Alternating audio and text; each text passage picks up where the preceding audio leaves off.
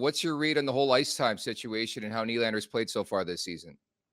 Well, I think he's had a good year. Everyone wants more ice time. The Leafs had to change something with their penalty kill because for the most part, the PK has killed them in the postseason, and it hurt them in the regular season to the point where they never won the division. I'm in the group that says they win the division. They might get wild card 2 from the Metro, and that's better than going through Boston and Florida, although Boston's not playing well right now, but the Leafs lost to Boston in Boston again. They need a different route. They can't go down Route 63. They got to find a new highway. And if that's Washington, Islanders, I don't think Pittsburgh's going to be there. And then if it's a Florida in a second round or something else. So Willie can ask for more ice time. Something had to change with the PK. As long as it went to the coach first, right, gentlemen? If it went to the media first, I don't like that. Through the coach, talk about it. I don't like sulking or airing dirty laundry. I think that stays in the dressing room, Jay. Yeah, I would agree. I don't like anything about it. I think it's just you're asking for nastiness and negativity and some outside things to creep into the locker room and animosity. Like nothing about that is conducive to a championship team. So I don't like to see Willie do. I don't see any benefit to him to putting that in the media. But Craig Berube, it's not going to rattle his feathers at all. What do you think about him coming in here and the accountability that he's trying to hold with this group? Well, he didn't apologize for having the little tit-a-tat with Marner and Matthews, I guess it was last week, and then didn't, backtrack. Going back, if I can, the Leafs went from Mike Babcock and Lou Lamoriello and gave 2 newbies the keys to the castle. That was a big mistake. Those 2 guys should have ran Columbus, not the Leafs. Now the Leafs have gone back to Brad Treliving and Craig Berube. So those were wasted years in there. It was wasted years on not having enough Jay Rosehills and not having enough players up and down the lineup instead of having, I go way back to Verhaeghe and Mason Marchment and other guys in the system, but they rather go and it was too much just, I think, on numbers. And now that they're gone and it's this administration, they want to layer the team. Like Don Tavares is the second line center. He was sick at the start of the year. Nylander's not a centerman. They're layered. If Max is the third line center or moves up to the wing, if Pacioretty can play. So they're way better layered than they've been. Tanev has been a great ad. Oliver Ekman-Larsson. And if Yanni Hakanpää can play, that'll help the PK as well. So there's reason for optimism with the Berube system under Brad Treliving. They should have just been in an administration ago, in my opinion. I think you make an excellent point, and we're trying our best to dissect the first month of the season, but we all know in this conversation it all matters what they do in the Stanley Cup playoffs. But Cooley, my major takeaway from 6-4-1 in October, it wasn't all about the big 3, and I guess you can include Tavares. They've all been good, but I think the depth has been a big story for me thus far. Would you agree? Yeah, everyone rated Florida. It's one thing to get Oliver Ekman-Larsson, right, gentlemen? But Steven Lorentz, traditionally, that is more conducive to a fourth-line player who can bang and crash. What is the goal of your team in the playoffs? As we've seen, we'll use Florida. Hard to play against. Sam Bennett's of the world. Gustav Forsling, Nico Mikkel on the back end. When they had Lomberg and Oposo, they have to be harder to play against. I still don't know how I feel about David Camp long-term and the fourth line and everything else, but Steven Lorentz does that. Pacioretty does. He just tripoded and leaned on people. Sometimes you just want to get in the way instead of doing the old, I was there, but I wasn't there, Tortorella. So I think overall that part's good, and it's good about being able to have people you can rely on further down your lineup that help you and don't hurt you. And I think that's one of the things that 6-4-1 has done. There was some weirdness in there when they were 4-2 and they kind of slipped off the map a little bit. But overall, I think it's very positive, Nick. Who do you think's the biggest factor coming in? You got Stolars, you got guys on the back end, you got some of these guys up front. Who do you think's primed to make the biggest impact on this roster? I think a lot of the players are. I mentioned the defense. The defense had to get. This is the best defense under the Matthews administration.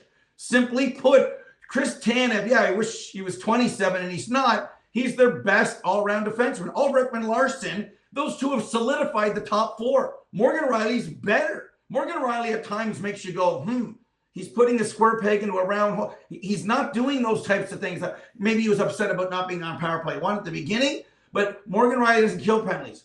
Why? Because he's an offensive defenseman. He needs to be sheltered with someone. So I think he has played well. Tanev and Ulrich Larson have helped, and I think Hakanpää will as well. We talked about Steven Lorentz on the fourth line. If Pacioretty can play, because I'm not sure Nick Robertson's going to ever be a contributor on a very good team. He should probably be in San Jose if I was his agent. True. So I think in that regard, you see where guys kind of slot in the lineup. But who's going to help the most? Having a defense that can check the Bennetts, the Reinhardts, the Marchands, the Pasternaks, and not always be a step behind. I think that's the most important thing, gentlemen. And I think it's interesting you make that point, because to me, a week ago, there were two guys that just didn't really fit into this roster. Number one was Timothy Liljegren. He's with San Jose. And still, like, Nick Robertson, square peg, round hole. It has that feel. Do you have the same feel in Robertson long-term with the Leafs? Yeah, I don't think – I mean, who would you rather have on the third line?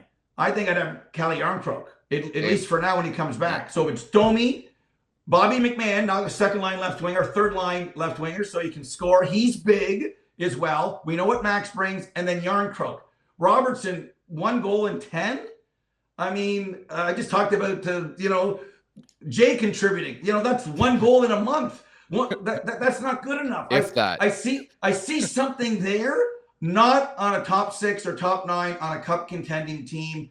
I think for his sake as well, when everyone's back and healthy, he'll probably move. The Leafs have a lot of players. Connor Dewar, they sent 2 guys to the Marlies. They got rid of Timothy Liljegren. So they're in a good situation on the roster. It's nothing personal with Nick Robertson. He's got great skill. Chicago or San Jose is where I would want to be if I was Nick Robertson. Or if I was, Nick Robertson. Yeah, it just doesn't seem like the contribution's quite there. Speaking of someone who's on the opposite side of that spectrum, Matthew Knies, we've kept our eyes on him since coming out of college, and he's done nothing but step up to the plate and produce. Where do you see him as far as his pending free agency coming up here? And you think he's going to go long-term? You think he's going to want to do a bridge deal? What do you see with Matthew Knies? Well, if it's a bridge deal, usually it means someone's angry or someone doesn't believe in someone, right? I mean, that's kind of the way... Alexis Lafreniere, there was a bridge deal because we weren't so sure, and then he got the deal. So the future is bright for Matthew Knies. He can almost do whatever he wants as Matthew's light out there. He's got size, he's got strength, he's got skill. It's a great second-round pick, and the organization should be very happy about drafting and developing their own like they did with Matthew Knies. It's a perfect fit with 34 and 16. I think we need another year to find out where he is as we compare him to an Alexis Lafreniere and a contract like that. I like bridges because I'd rather pay more later than get it wrong. I don't think they'll get it wrong with him. I don't think he's going anywhere. I think the future is very bright, and he can stay in Toronto basically as long as he wants. I put this info out during the game against the Kraken on Thursday. What I'm hearing from people around his camp will say is 4 years or less. It's going to be a bridge contract rather than an 8-year deal, at least what they're looking at right now, which, as you just mentioned, could make sense because I think the AAV is going to be an important part about this, right? Oh, absolutely. They're juggling it like everyone else is. I mean, when you talk about 4 years, so we're at 88, we're going to be at 92 or 93 next year, then jump to 97, then over 100. That's why Shesterkin's saying, why am I giving deals? McDavid's going to change the landscape as well if he wants to. So I think in that regard that I don't, from what you've just alluded to, Nick, I don't sense any hostility. And sometimes going less allows you to figure out what's going to happen later down the road. I mean, 4 years is a long time for this group because something has to happen in the playoffs that's really good over the next 4 years. And I think that they're in a very good spot. I don't know if you guys feel this. Is it different? Let me ask you this. Is, after 1 month this month compared to last year, is it different in Toronto, guys? I feel like there's a different aura. The way they're winning, it hasn't been seen before. That hiccup and bump in the road, like you talked about, when their record wasn't looking all that sterling, I think is part of the growing pains of understanding what works and what doesn't. And I think that when you look at them win in the ways that they are, it's more conducive to winning playoff style hockey games. And I think that's the Craig Berube effect. And I think they're not there yet. They're not perfect. Nobody is. But if they're doing this in October and they keep going in the right direction, I'm pretty excited to see what they can do in April. Look, the jury's still out for me, boys. I know this is great, but it's a stern reminder, guys, when we see those efforts against St. Louis and Columbus. Cooley, to me, it was just a reminder of what could happen. That's right. I'd rather be in a spot where you have to start winning games against the Columbuses and San Jose's of the world. If that's going to be one of the things that needs to convince us or you, Nick, I agree. That the egg in Columbus was last year and the year before. I mean, too many eggs, and that cost them the division, which means you got to go through Florida, Boston, Rangers, New Jersey, and then and that road makes it so much more difficult. So let's see if there's less eggs moving forward and beating the teams. I mean, it was about a year ago at this time. I remember going through Pittsburgh and Chicago because I made the trip. That they were the king of having 3-1 leads, like I think they did in Nashville in late October last year, and lose all those games. And can't hold a 2-1, can't hold a 3-1 lead. If that continues and they lay those eggs, it won't be different. It feels different because the defense is way better with those 2 and maybe 3 guys with the coaching staff. And I think Matthews has realized what McDavid did too.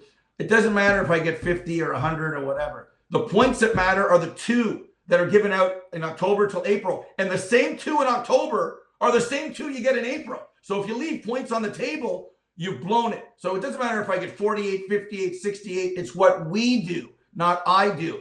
And I'm seeing that now. Well, let's see what they do against St. Louis and Minnesota and those teams of the world. But overall right now, I think I'd rather be 6-4-1 with having to beat the St. Louis's and Columbuses moving forward as opposed to not being competitive against the better teams.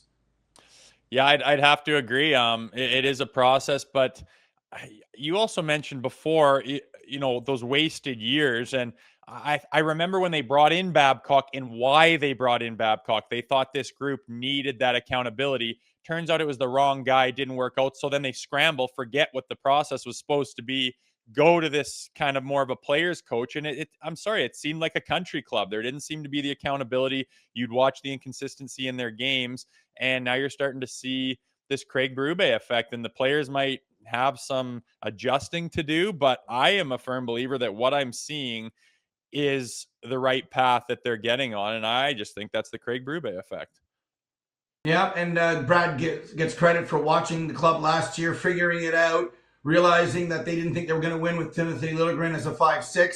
So they make a move there. They'd rather have Steven Lorentz. The Pacioretty situation, I wondered if he would make it out of October. Now you're going, wow, that's something. If there's something with 67, 91, and 88, like that's found money to me. That I didn't see or expect it. I wondered if he'd be in and out of the lineup and then announced in December the legs, ankle's not good, and I might have to step aside. So I think, and for his cost, it doesn't matter if it doesn't work. Who would you rather have right now, Pacioretty or Nick Robertson in the playoffs? You don't even have to answer it. We all know what the answer is. So I understand the a little trepidation about let's see where they are at U.S. Thanksgiving. But I'd rather be in this spot with some of the players we mentioned, especially Tanev and OEL, and my dark horse is Hakanpää, as opposed to where they were with the similar group last year, Nick. Cool. Let me picture it this way. 10 years ago, you and I were working together at NHL Network Radio. If I were to tell you, come up to you at work and be like, man, Pacioretty's so physical, man, OEL's so physical, what would you say to me? Like, I think that's the crazy part about this is the 2 most physical players in the Maple Leafs in the month of October were Max Pacioretty and Oliver Ekman-Larsson. It's nuts to me. Yeah, and OEL got fined. He was so mean to Jake Gensel. So I'd rather what's the phrase? I'd rather do something wrong than ask for permission. I'd rather apologize.